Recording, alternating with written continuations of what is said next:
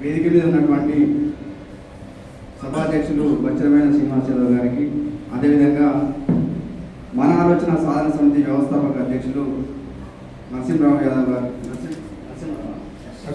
నరసింహరావు గారికి, అదేవిధంగా మిగతా పెద్దలందరికీ కూడా నా యొక్క నమస్కారాలు. జనరల్గా యాదవ విద్యార్థులు, యాదవ యువత ఏ విధంగా అభివృద్ధి చెందాలి అనే గూగుల్ ఫామ్ నుంచి నేను కూడా రిజిస్టర్ కావడం జరిగింది.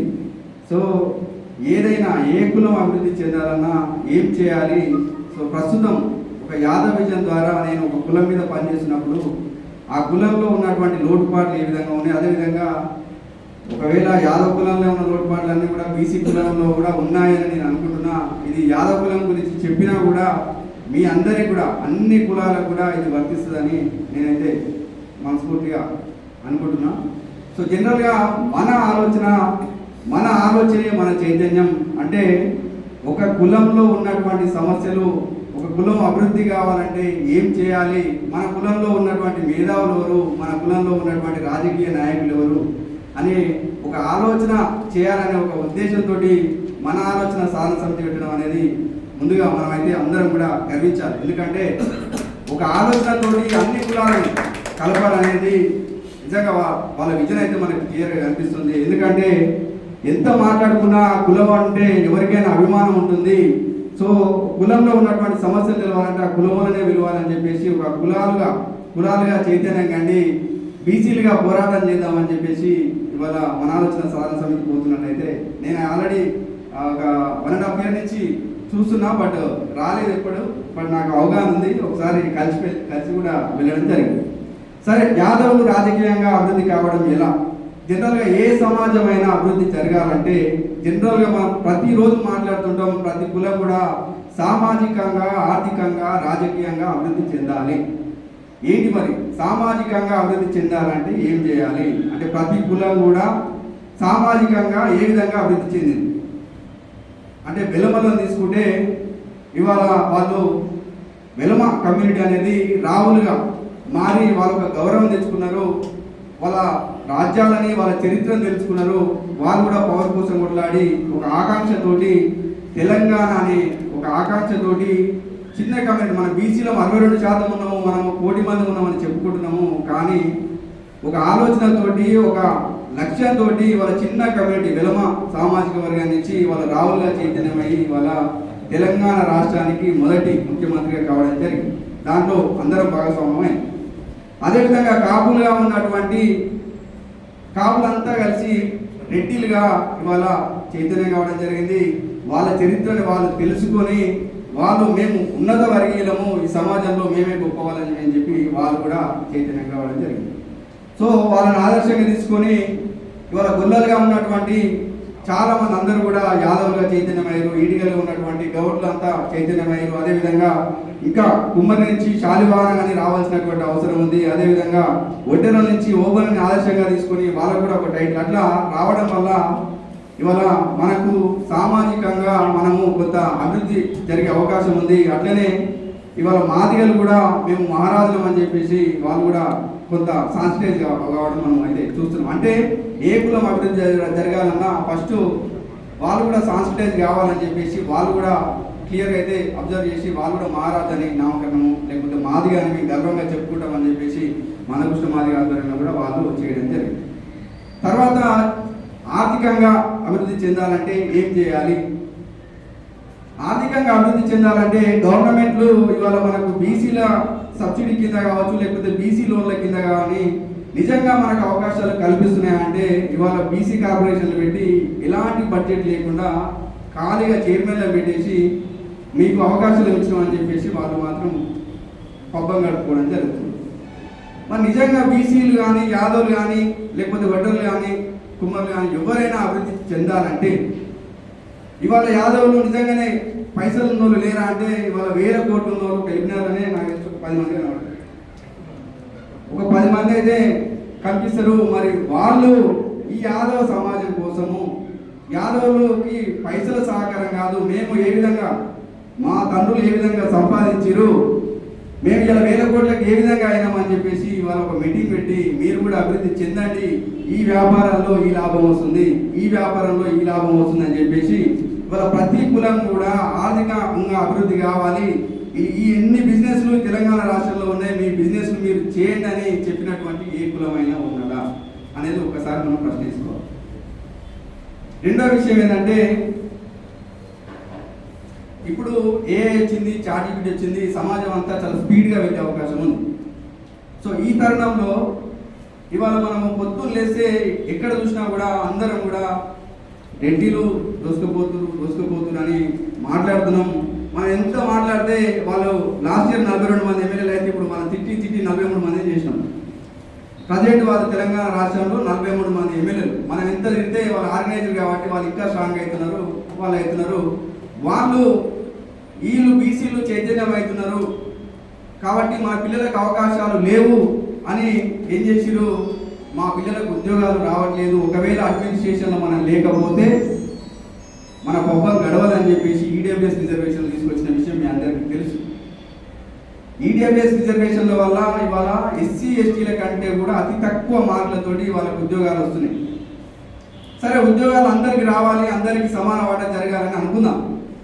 కానీ Reddy business network and Reddy business group పేరు మీద ఇవాళ ఒక మెసేజ్ కొడితే 1 లక్ష మంది రెడ్లకు తెలిపే విధంగా వాళ్ళకు నెట్వర్క్ ఏర్పరచడం జరిగింది. ఇక్కడ ఉన్నటువంటి అన్ని కులాలలో మన కమ్యూనిటీ వాళ్ళు, నేను చిన్న వయసులోని మన కమ్యూనిటీలో ఎంతోమంది నెట్వర్క్ ఏర్పరచారో కూడా ఒకసారి ప్రశ్న చేసుకోవాలని. ఇది ఎందుకంటే శిక్షణ తరగతులు కాబట్టి నాకున్న సజెషన్లు ఇస్తుంది. రెడ్డి బిజినెస్ గ్రూప్ పేరు మీద తెలిసిన ఆఫీస్ ఉంటుంది. అసలు రెడ్డిలలో ఎవరికి ఉద్యోగాలు లేవు, అసలు రెడ్డిలలో చదువుకుంటే ఎవరికి అంటే పెళ్లి అంటే అవసరాలు, లేకపోతే పిల్ల దొరుకుతలేదు, లేకపోతే పిల్లగాడు దొరుకుతలేడు అని చెప్పేసి వాళ్ళకు ఉన్నటువంటి లోటుపాట్లు ఏంటి అని మాట్లాడుకుంటున్నటువంటి రెడ్డిలని చూసి మనం ఎందుకు ఆదర్శంగా తీసుకోవద్దు. వాళ్ళ తిట్టెక్కడ కాకుండా వాళ్ళు ఏ విధంగా ఎదుగుతున్నారో మనం ఆ విధంగా ఎదుగుదామని మనం ఎందుకు ఆలోచించాలి. వాళ్ళ తిట్టడం వల్ల వాళ్ళు ఆర్గనైజ్ అవుతున్నారు తప్ప మనకి ఏమైనా ఉపయోగం జరుగుతుందా అంటే లేదు. పోనీ తిట్టి మనం ఏమైనా చేస్తున్నామా అంటే కూడా అది కూడా జరగట్లేదు. రెండో విషయం ఏంటంటే కొంత సంతోషించాల్సిన విషయం ఏంటంటే, సరే ఇంకొకటి కమ్మలంతా కలిసి చౌదరీలుగా నాయుడులుగా వాళ్ళు కూడా ఒక టైటిల్ పెట్టుకున్నారు. సామాజికంగా వాళ్ళు కూడా ఆర్గనైజ్ అయ్యారు. సో చిన్న కమ్యూనిటీ ఇవాళ ఎప్పుడో 100 ఏళ్ళ నుంచి రాజకీయంగా లేకపోతే రాజ్యాలు పరిపాలించినటువంటి చరిత్ర లేనటువంటి కమ్యూనిటీ ఇవాళ అమెరికా కూడా అధ్యక్షుడు కావాలని చెప్పేసి వాళ్ళు ఒక పెద్ద లక్ష్యం పెట్టుకొని వెళ్ళడం జరుగుతుంది. మొన్నటికి మొన్న కమ్మ గ్లోబలైజేషన్ పేరు మీద తమిళనాడులో ముఖ్యమంత్రి వచ్చే అవకాశం లేదు కాబట్టి మాకు ఉప ముఖ్యమంత్రి కావాలని చెప్పేసి వాళ్ళు డిమాండ్ చేయడం జరిగింది. డిమాండ్ కావడమే కాదు, వాళ్ళు ఆ విధంగా పనిచేస్తారని నేను అనుకుంటున్నా. మనం ఒకవేళ ఆ డిమాండ్ పెట్టి ఎంతవరకు పనిచేస్తున్నాం కూడా మనం ఆలోచన చేసుకోవాలి. కమ్మ గ్లోబలైజేషనే కాకుండా ఇంటర్నేషనల్లో తానా పేరు మీద జరుగుతున్నటువంటి కల్చరల్లో ఇవాళ కులము పేరు మీద వాళ్ళు ఆధిపత్యం చేస్తున్నారా లేదా, ఆట పేరు మీద ఆధిపత్యం చేస్తున్నారా లేదా.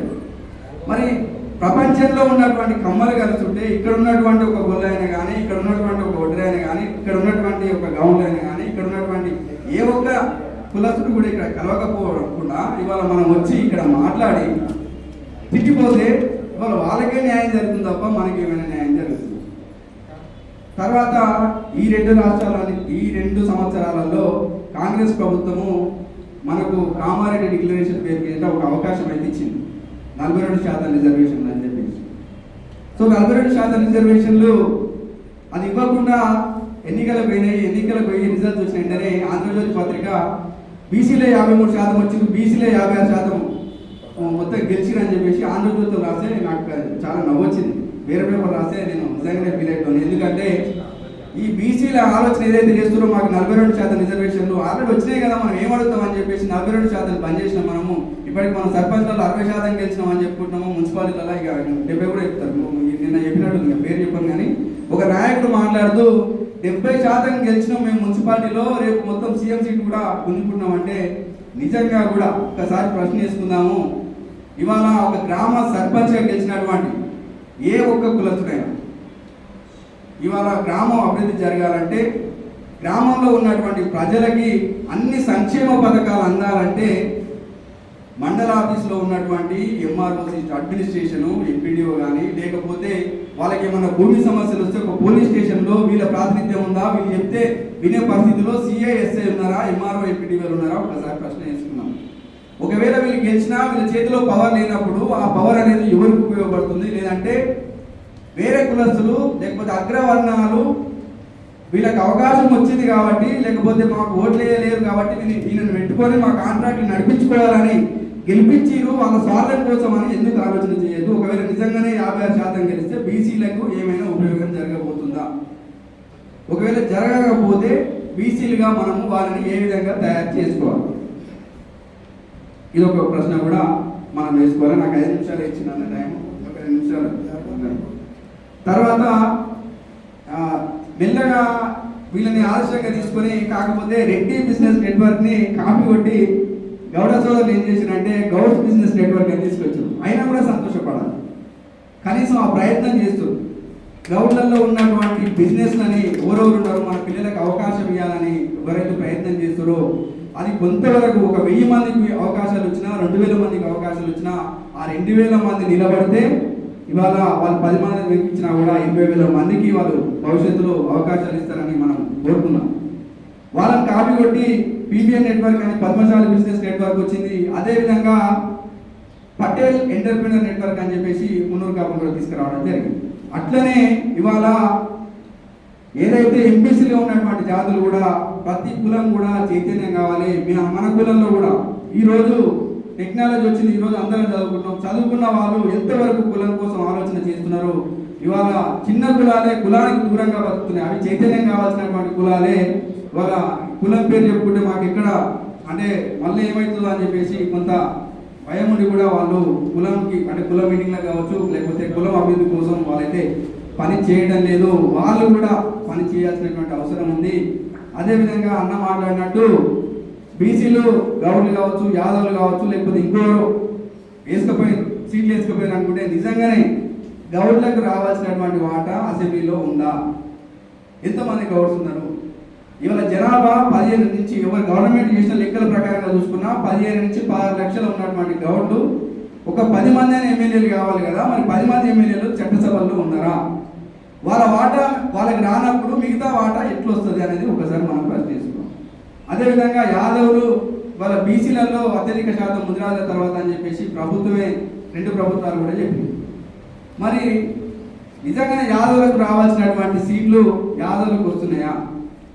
2 మంది ఎమ్మెల్యేలు ఉన్నారు. పద్మశాలీలు ఇవాళ ఎడ్యుకేషన్ పరంగా స్ట్రాంగ్ ఉన్నారు. మరి వాళ్ళు ఎందుకు పొలిటికల్గా సీట్లు రాలేకపోతున్నాయి అని చెప్పేసి వాళ్ళ సీట్ల కోసం కొట్లాడడానికి చాలా కొట్లాడాల్సినటువంటి అవసరం ఉన్న తరుణంలో మిగతా బీసీలుగా మనం చైతన్యమైతాము, అవకాశాలు వస్తాయి. కానీ అందులో ఒక కులానికి రావాలనుకోవడం కూడా మళ్ళీ మన మూర్ఖత్వం. అప్పుడు బీసీ ఉద్యమం అనేది బలంగా నడవదు.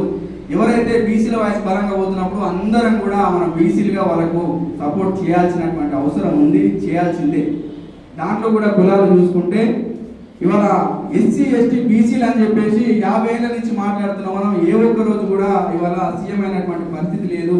మరి ఒక కులంగా మనం చైతన్యమై కూడా ఖచ్చితంగా మన రాజ్యాధికారం అని కానీ లేకపోతే ఒక రాజ్యం అనేది కూడా మన చేతులకు రాదు. కాబట్టి కులాలుగా చైతన్యమై ఖచ్చితంగా రాజ్యాధికారం కోసం బీసీలుగానే ఫైట్ చేయాల్సినటువంటి అవసరం ఉంది.